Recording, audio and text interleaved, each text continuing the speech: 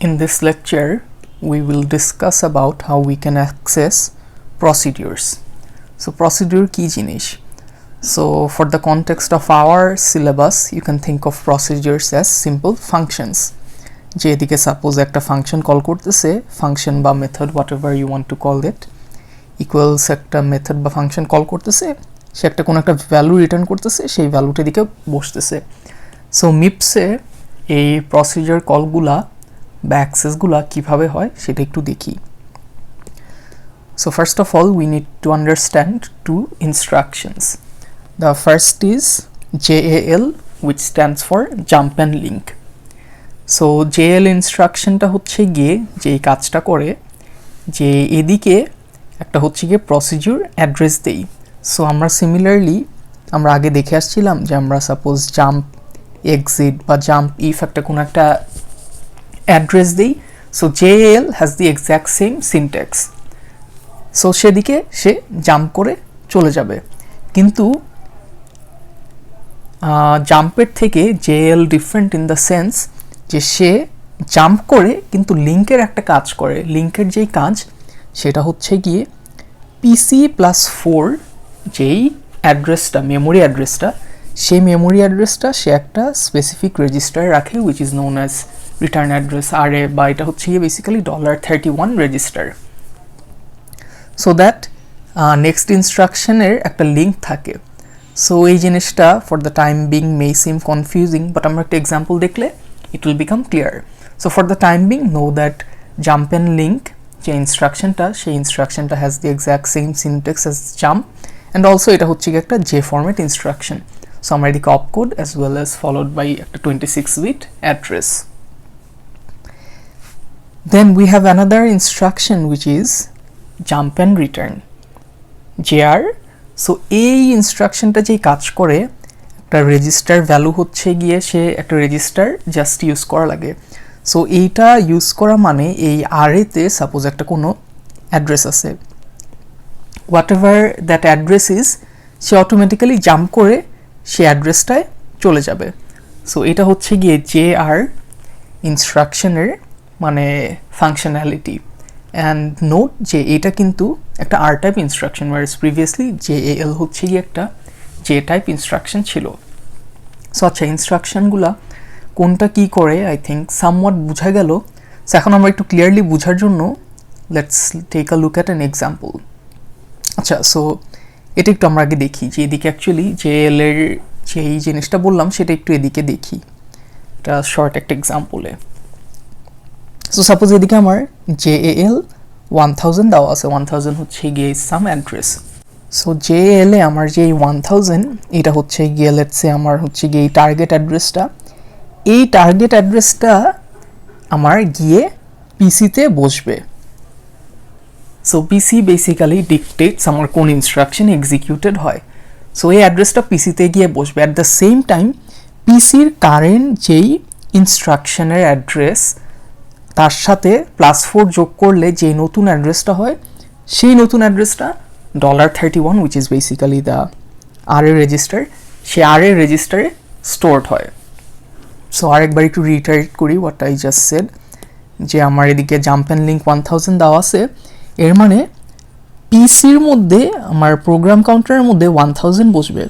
So in case if you have forgotten যে program counter কী করে, program counter basically holds the address, কার address of the instruction being executed, যে ইনস্ট্রাকশনটা execute হতেছে সেই ইনস্ট্রাকশনটার অ্যাড্রেসই আমার প্রোগ্রাম কাউন্টার হোল্ড করে। And generally program counter is increase sequentially by incrementing the value of the address by 4 every time an instruction completes execution. So যাই হোক, পিসিতে হচ্ছে কি 1000 এই যে টার্গেট অ্যাড্রেসটা ছিল এই অ্যাড্রেসটা বসবে। অ্যাট দ্য সেম টাইম এই পিসির সাথে পিসিতে অ্যাকচুয়ালি বসার আগের যেই ভ্যালুটা ছিল সেই ভ্যালুর সাথে +4 যোগ করলে যে অ্যাড্রেসটা, সেই অ্যাড্রেসটা হচ্ছে গিয়ে $31 রেজিস্টারে থাকতেছে। সো এখন এগুলার ইমপ্লিকেশনসগুলো কি, ইমপ্লিকেশনসগুলো একটু আমরা দেখার চেষ্টা করি। সো এদিকে সাপোজ আমার একটা হাই লেভেল প্রোগ্রামিং ল্যাঙ্গুয়েজের কোড দেওয়া আছে, আর এদিকে হচ্ছে কি আমার মিপসের কোড দেওয়া আছে। সো এই দুটো আমরা একটু দেখি যে কিভাবে এই ফাংশন কলিংটা অ্যাকচুয়ালি হচ্ছে using this two instructions. So আমার এদিকে এই সাপোজ তিনটা হচ্ছে গিয়ে ইন্টিজার ভেরিয়েবল ডিক্লেয়ার করা হয়েছে, তারপর এদিকে আমার এই এক্সে 43 রাখছি। সো এটা হচ্ছে গিয়ে আমার এই যে লেটস কল দিস আমার মেইন ফাংশনের কোড। সো এই মেইন ফাংশনের কোডে এই যে আমি হচ্ছে গিয়ে সাপোজ $1 একটা রেজিস্টারে এই 43 এই ভ্যালুটা হচ্ছে গিয়ে এদিকে রাখা হয়েছে। সিমিলারলি এই যে ওয়াই এ হচ্ছে গিয়ে 2 রাখতেছি, so y you can think of $1 as x আর $2 as y, আর $2 হচ্ছে গিয়ে 2 রাখতেছি। এদিকে বেসিক্যালি কি হচ্ছে এই 0 আর 2 অ্যাড হয়ে $2 2 থাকতেছে। সো ইউ নো $0 রেজিস্টার সবসময় 0 থাকে, সো 0 + 2 = 2, 2 হচ্ছে গিয়ে $2 রেজিস্টার থাকতেছে। So again make sure that you do not confuse this value 2 with the register number. So এগুলোর সাথে কিন্তু কোনো রিলেশন নাই। আচ্ছা, সো এই কাজ করলাম, তারপরে এদিকে কি হচ্ছে সেটা হচ্ছে কি আমার একটা মেথড বা ফাংশন বা প্রসিডিউর কল হচ্ছে, যে এদিকে আমার এই ইকুয়াল যেটা ইকুয়াল মেথডটা কিন্তু এদিকে ডিক্লেয়ার করা। সো ইকুয়াল মেথডটা আমার কি করে দুইটা প্যারামিটার নেয়। So a1 A you can think of a1 এ হচ্ছে গিয়ে এক্স আর a2 তে হচ্ছে গিয়ে ওয়াই, আর এক্স এ হচ্ছে গিয়ে আমার 43 ছিল, এক্স এ হচ্ছে গিয়ে আমার 43 ছিল, ওয়াই এ আমার হচ্ছে গিয়ে 2 ছিল, রাইট? সো এখন একটা জিনিস আমার নোট করা লাগবে যে এদিকে কিন্তু আমার কি, এদিকে কিন্তু আমার মেমোরি অ্যাড্রেসেস। সো আমার এই অ্যাডাই ইনস্ট্রাকশন যখন নাকি আমি এই যে 43 রাখলাম এই এক্সে, তারপর যখন নাকি আমি নেক্সট ইনস্ট্রাকশনটায় যাব, সো এদিকে আমি একটা লেট মি ক্ল্যারিফাই যে এইটা কিন্তু অ্যাকচুয়ালি আমার এই যে ইনস্ট্রাকশনগুলোর অ্যাড্রেস।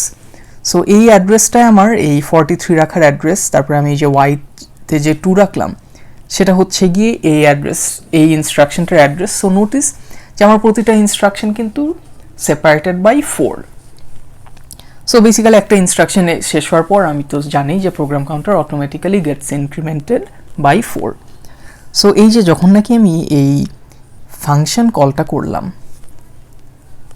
ইকুয়াল, তখন এই ফাংশন কলটা করার জন্য আমি যে ইনস্ট্রাকশনটা ইউজ করছি that is JAL।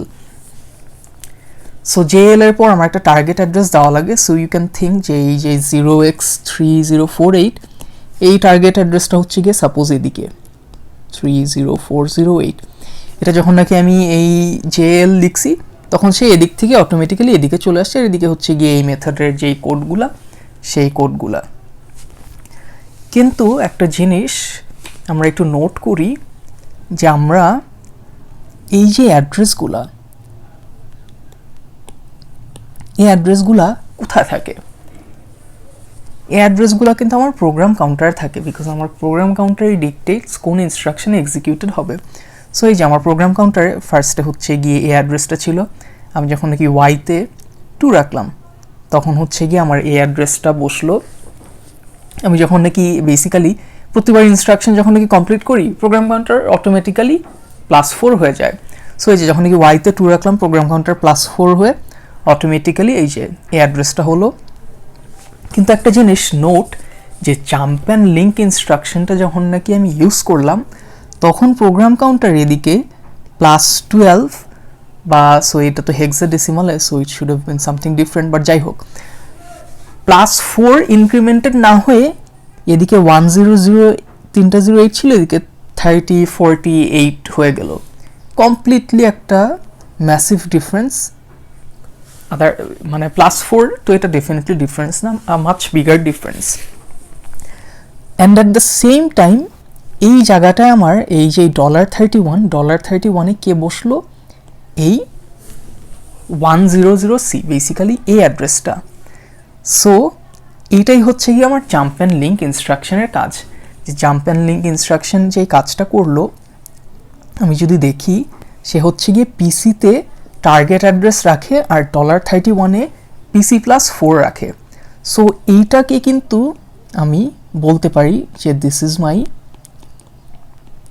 Target address, right? আর প্রিভিয়াসলি আমি দেখলাম সে হচ্ছে গিয়ে কি করে পিসিতে এই যে টার্গেট অ্যাড্রেসটা, সেই টার্গেট অ্যাড্রেসটা রাখে। সো এই জাম্প অ্যান্ড লিঙ্ক ইনস্ট্রাকশনটা যখন আমি এক্সিকিউট করছি, সে কিন্তু এই যে পিসিতে টার্গেট অ্যাড্রেসটা রেখে দিছে। তারপর আমি দেখলাম আরেকটা কাজ কি করে, সে $31 রেজিস্টার বা RA রেজিস্টারে পিসির যেই কারেন্ট অ্যাড্রেসটা তার সাথে 4 যোগ করলে যে অ্যাড্রেসটা হয় সেই অ্যাড্রেসটা রাখে।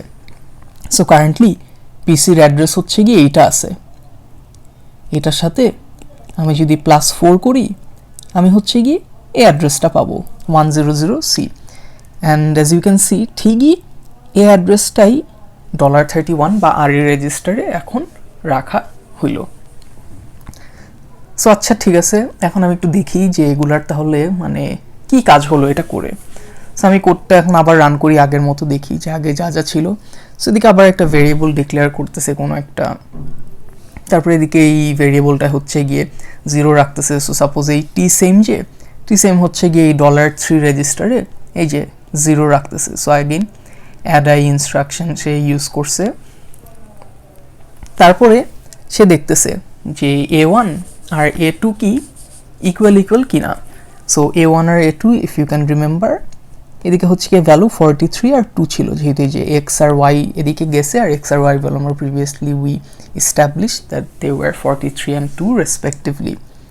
সো এখন এই অ্যাসেম্বলি বা মিপসে হচ্ছে গিয়ে এই বিএনএ ইনস্ট্রাকশন ইউজ করা হয়েছে, যে সাপোজ A1 হচ্ছে গিয়ে $1 আর A2 হচ্ছে গিয়ে $2। সো এই দুইটা কি নট ইকুয়াল, সো বিএনই অনুযায়ী।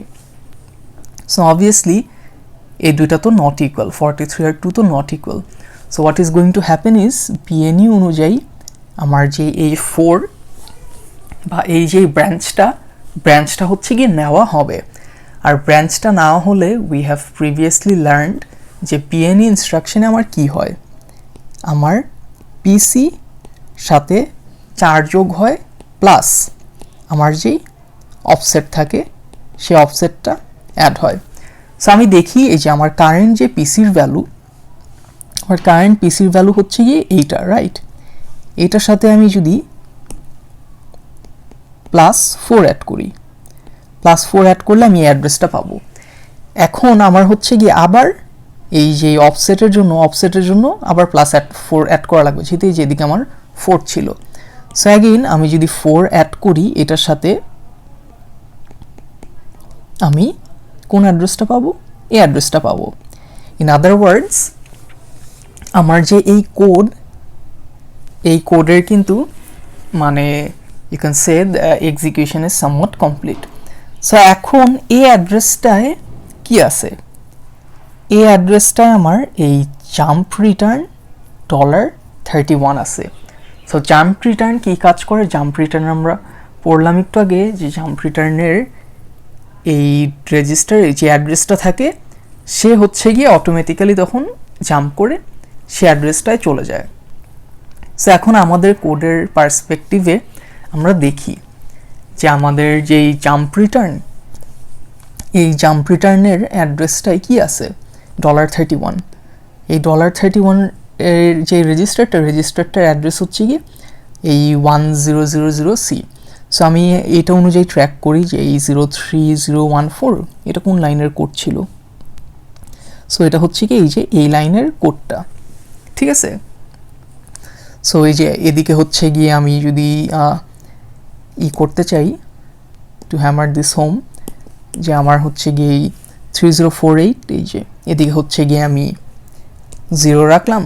তারপরে হচ্ছে গিয়ে এদিকে আমি এই যে ব্রাঞ্চিংয়ের হচ্ছে গিয়ে চেকটা করতেছি, সো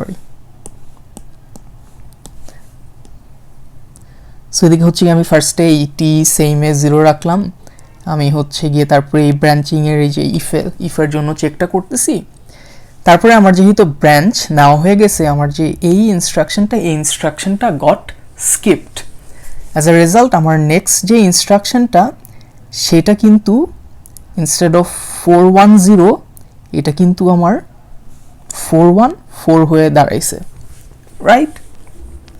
সো 414 হয়ে দাঁড়ানোতে আমার যেই কাজটা হলো, আমার হচ্ছে গিয়ে এখন এই যেই রিটার্ন অ্যাড্রেস, জাম্প রিটার্ন যে ইনস্ট্রাকশনটা, সেই ইনস্ট্রাকশনটা এখন এই যে অ্যাড্রেসটা, এই অ্যাড্রেসটায় যাবে। সো আমি যদি একটু খেয়াল করি যে এই অ্যাড্রেসটা অ্যাকচুয়ালি কে ছিল, এই অ্যাড্রেসটা কিন্তু আমার